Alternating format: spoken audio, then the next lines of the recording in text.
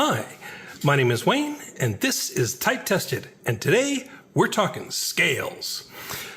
That is, the scales on this absolutely gorgeous Royal 10 that I completed not too long ago. It occurred to me that this one has a couple of interesting features with regards to scales that I thought I would discuss. One of the things that people forget to do is when they're working on a typewriter, they forget to consider the scales that are on the typewriter and their alignment. And if you're doing that, if you're not doing that, if you're not making sure that everything lines up where it's supposed to, then you're not really completing the job. It's a small thing, and it's in some ways almost irrelevant, but it's still about getting the typewriter the way it's supposed to be and making sure that it's as usable as it could be.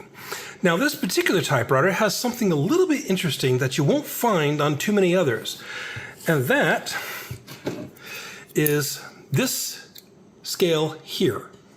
Now, at first, this is kind of confusing because here it numbers 1 to 40, and here it numbers 40 to, well, actually about 5 to 40, and 40 to about 75. Okay, well, why is it? Doesn't seem to make much sense, does it? Well, that's because this takes the place of the paper scale that would normally be on the typewriter. So you notice that we have these two little pointers here and here. Let me zoom in so I can show you one of them. Right there. Now, as I type or move the spacebar, you'll notice that the carriage moves across and so does the pointer. So if I move it all the way back to the margin, which is currently set about 7, you'll see, well, looks like most closer to 6, you'll see that it's sitting about 6 right here. So there's the pointer, and there's the line it's pointing at.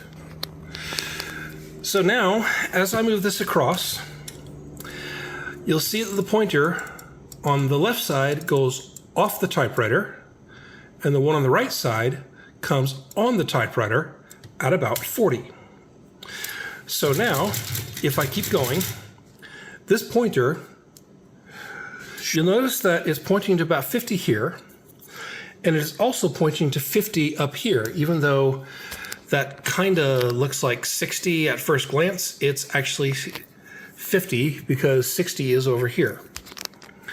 So that tells you exactly what position you're at within the paper scale framework. Now, there are other scales on this typewriter as well. And I'll also point out that if you set each of the pointers to 40, you are now dead center in the carriage, because there's the 40 mark there. So if you want to center the carriage and for an idle typewriter, there you go. Nice, easy way to do it. Now, this scale here on the paper bale should also, if I release the margin, 0 should line up to approximately 0 where it would be here, except for the fact that the pointer is now behind the hardware for the card guide here. But more importantly, if I set this to 0, I should have 0, or more importantly, if I set this to 40, I should end up with 40 here. So if this is off, then it's possible that this paper bale has been knocked to one side or another. And by the same token, 0 here should line up with 0 on the paper guide. So there's -1, slide it over to 0, and that should mean that the number of columns on the paper correspond to wherever the edge of the paper is over here, whether it's 80, 85, 90, or smaller one at 40, whatever. And of course, if you have smaller paper, you can move the paper guide over appropriately to try to keep the page centered. Now, this particular typewriter, I will note, has 2 other scales on it. There's the one here, which is kind of hard to see. There we go. That is on the margin bar. So if I want to set the margin to 10, I have a pointer right here, see if I can focus on that, that will tell me exactly where this is set. So it's not where this is, it's not the front edge of that, it's where the pointer is. And the same thing exists on the other margin. Now there's one other scale which is also worth mentioning, and that, if I zoom out a bit, is the tab bar. So if I set my margin where I want it to be on the page, and then I want to set, say, a five character indent, 1, 2, 3, 4, 5, I can see both by the pointer here and by the paper scale here that that should be set to 12. So I go back to the tab bar and I position the removable tab at index point 12. Now here's the thing. If I go back and then I hit the tab and it stops, if it's supposed to stop at 12, let me put this over here just to show. So if I hit the tab and it's supposed to stop at 12, but in fact it stops at 13, then I know my tab bar is out of adjustment. And this typewriter, that can be adjusted by loosening these nuts on each side and adjusting the position of the tab bar by moving these inner nuts across the threads. This is something you're going to find on a number of typewriters where they do allow you to adjust the margin and or the tab bar, but not all of them do. Some of them, it's kind of fixed. Now, there's another little interesting feature on this particular typewriter. Get a piece of scrap. Okay. And that is these here. So we go to feed this in.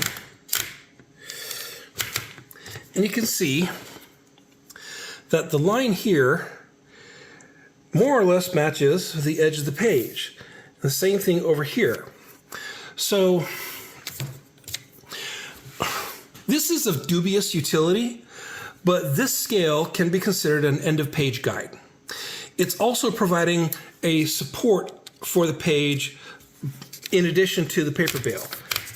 Now this is a piece of scrap paper, so it's got random typing on it, ignore it.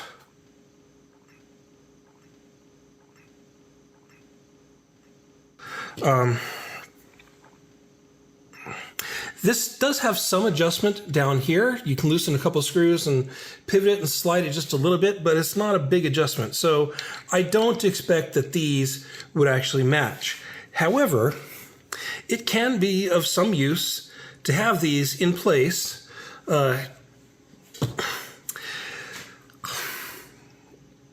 It can be of some use to have these line up. I don't really know exactly how these were intended to be applied, but they're there, and it's something worth considering. Now, finally, we have one more. That is here. This is the line finder. Now, what we have is that this here, the top of this, and I'll go ahead and type over some of the text here. It's really hard to see because of all the other stuff in the way. But you see that the H here sits just above the line finder. It's not supposed to sit right on it. It's supposed to sit just a little above it, so that if you have descenders, that you can see them as you type, so that you can actually read what you've been typing without thinking you've made a mistake. So in a sense, I suppose this one is actually a tad high. Now you'll also notice that the lines here are 1 character space. Now, I've looked and I have not been able to determine whether these are supposed to be in the center of a character or whether the character is supposed to sit in between these 2 lines. And in many cases, there's not actually room for horizontal adjustment. And I find sometimes these marks are a little less than precise. But if you pay attention to how your typewriter works, you can use these to adjust not only the vertical, but the horizontal position of a page if you need to go back and add to it. Now, I would caution never to try to go back and type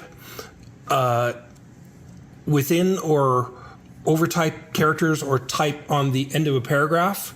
But if you need to add another paragraph at the end of a page or add a note at the bottom of the page, then by having a near proper alignment, it can make that look like it can avoid making it look like it was an addition. It can make it look like it was meant to be there. So again, all of these things need to be in some semblance of alignment, and the closer the better. So if you're not taking this into account as you're doing typewriter adjustments, then frankly, you're not finishing the job. It's a small thing, but it can affect the usability of the typewriter, especially for someone who knows how to use their typewriter. Not so much relevant today, back when these were being used full-time, compared to then, but it is still something which, to do a quality job, is worth considering. Anyway, with that, get rid of the scrap, and we have this beautiful typewriter, which I will show you once again. Nice deep reflection. I just love this. It's a little heavy to type on, but it's a fine typewriter. The only mistake I made with this was I allowed some of the chemicals, when I had this plate off sitting horizontal, I accidentally allowed some of the chemicals to run over the decal, but it happens. Anyway, once again, my name is Wayne, and this is Type Tested, Scales on a Royal 10 typewriter. Absolutely beautiful machine. Everyone should own one.